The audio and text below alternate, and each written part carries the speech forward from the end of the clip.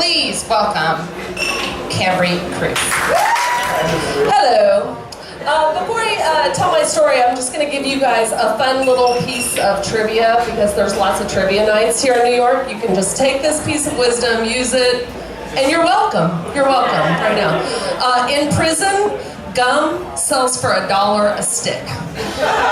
One stick of gum, $1. So on the list of items that my dad, number 13A46B7 to the Texas Department of Criminal Justice, wanted me to smuggle into him in jail, gum seemed relatively harmless. I was like, you know what? He asked for a needle and a $100 bill and a pack of gum. I can swing the gum. I don't know what the fuck you're gonna do with a $100 bill. Apparently he can buy some loose tobacco, I don't know, but that seemed like an unwise investment. A pack of gum though, low initial investment, possible high rate of return. I figured if I got caught smuggling it in, I could talk my way out of trouble, because just people have gum on their bodies, which if you're thinking, why is gum illegal? It can be used as glue. Weird, right? Yeah, prisoners, they're very innovative. So my dad's prison is in Huntsville, Texas. But it's a lot less ominous than you would expect. Honestly, it's kind of like junior high.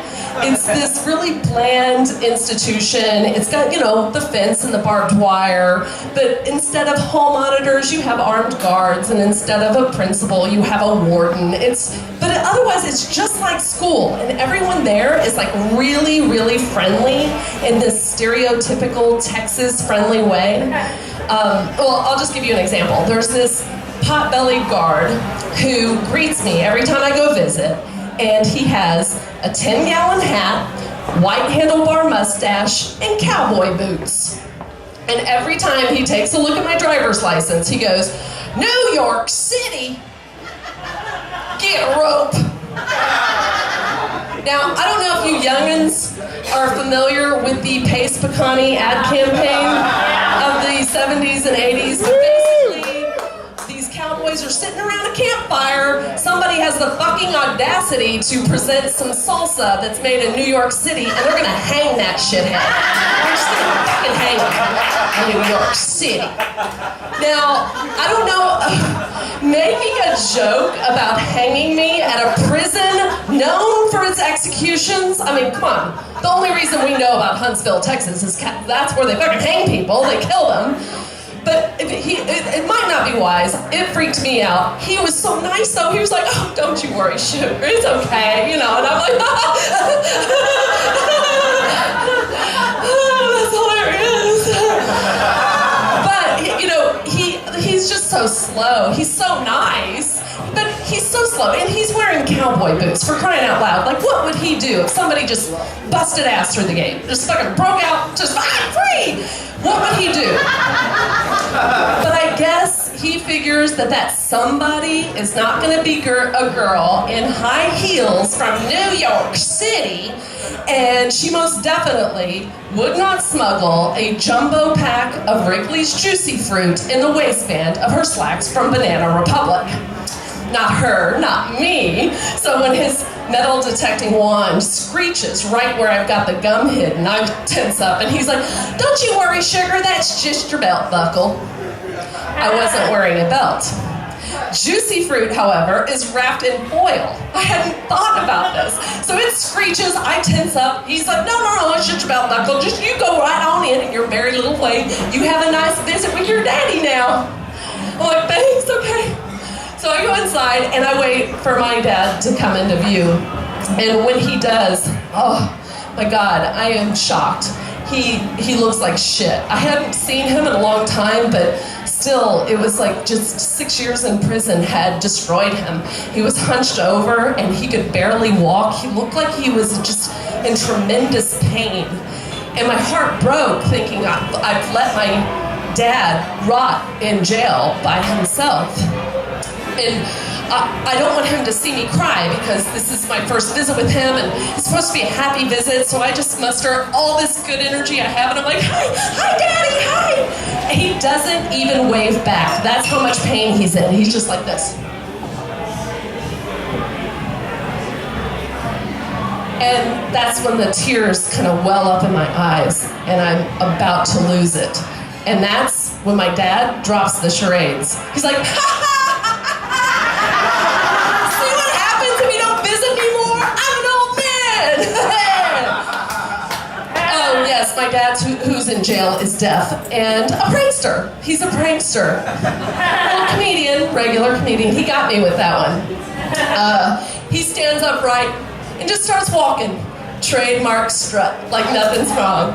And we go out into the prison yard for a visit, and I see that he's got a new tattoo. A new tattoo. I'm like, where'd you get that? He's like, this? Oh, a black boy in the textile mill gave it to me for my 60th birthday. Cool, huh? Okay, this is a Tasmanian devil with his tongue sticking out, doing the I love you signs with both hands like this. Yeah, that's real cool, Dad. 60th birthday, not 16? Come on, what the hell? What is this in your prison tat? But I'm like, oh, speaking about birthdays, I have a surprise for you. I have.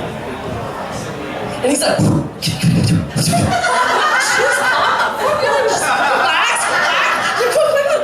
I'm looking, making sure the coast is clear, and I kind of slowly pull it out of my pants, and he rips it out of my hand, starts tearing it open, and immediately starts chomping on the first piece, and his whole demeanor completely changes. The taste overwhelms him. He hasn't had gum in 6 years, and he just leans back and he closes his eyes and he puts his arms out like he's praising Jesus. He's like,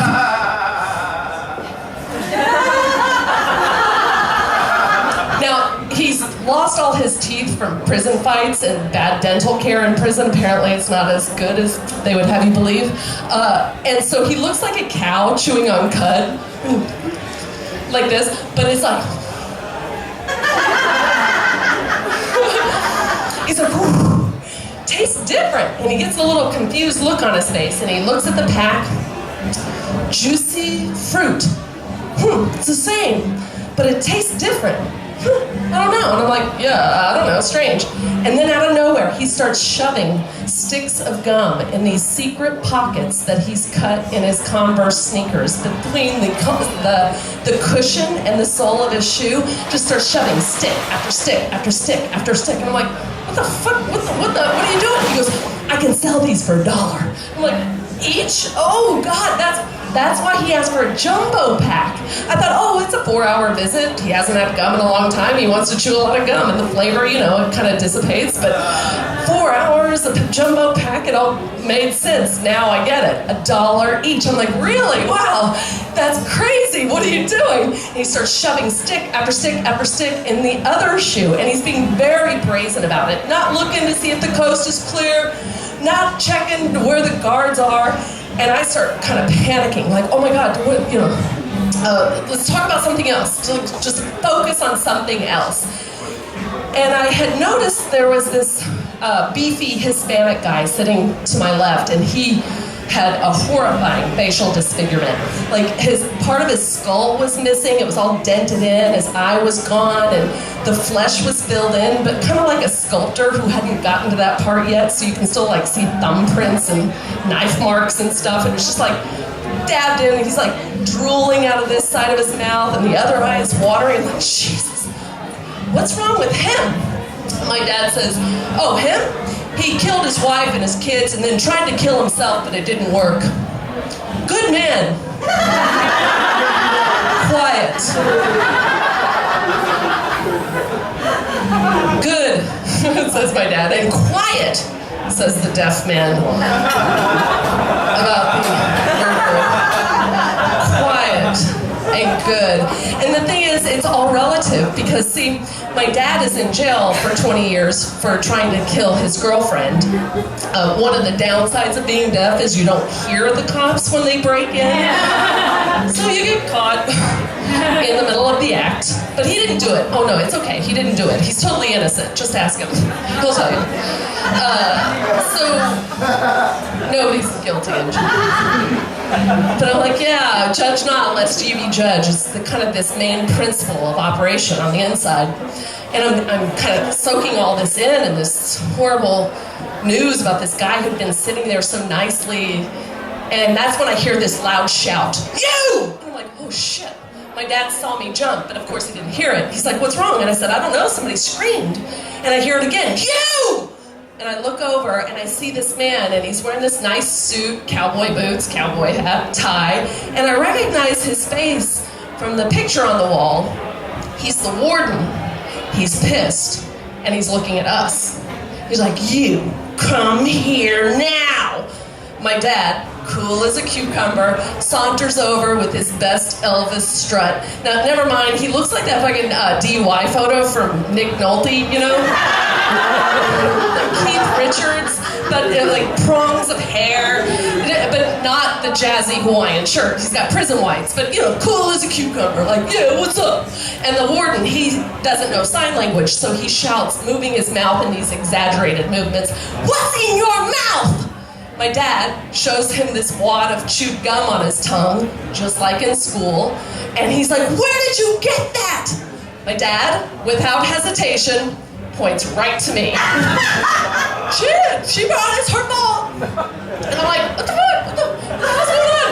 And I look at the murderer to my left, and I'm like, I pretend like I'm deaf, and I'm just and I had gum too, so I was like,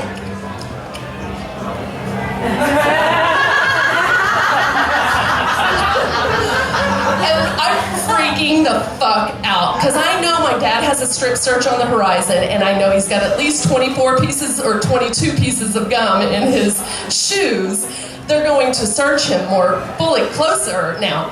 And they make him spit out the gum, and my dad saunters back, cool as a cucumber again, and I'm freaked, and I start shaking.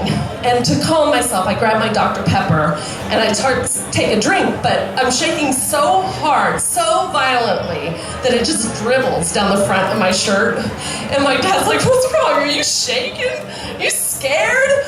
Pussy." Yeah, pussy. Yeah. Pussy, yes, fellas. Which I don't know that a woman, clearly a man didn't make the sign because you would want it tinier. She's got a giant horse pussy. You would want something a little more dainty, just like a flower and a bud, and you're sucking the nectar out. And I was like, "No, fucking pussy." And this is lesbian too, so you're eating on the half shell.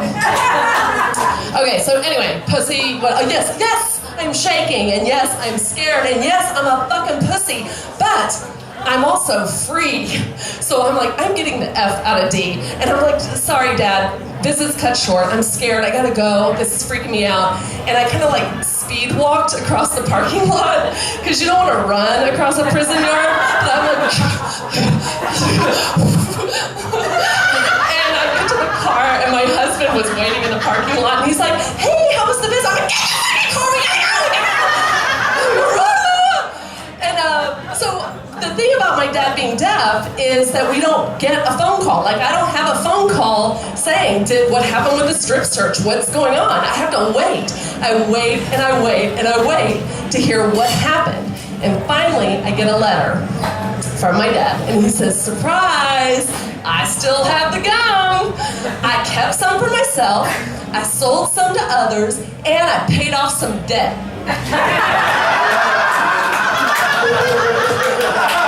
He loves football and he loves to gamble, but he's terrible at it, and he had some debt, so he paid off some debt. He goes, "Next time, I want you to sneak in a Dairy Queen cheeseburger." Like, where am I gonna hide that?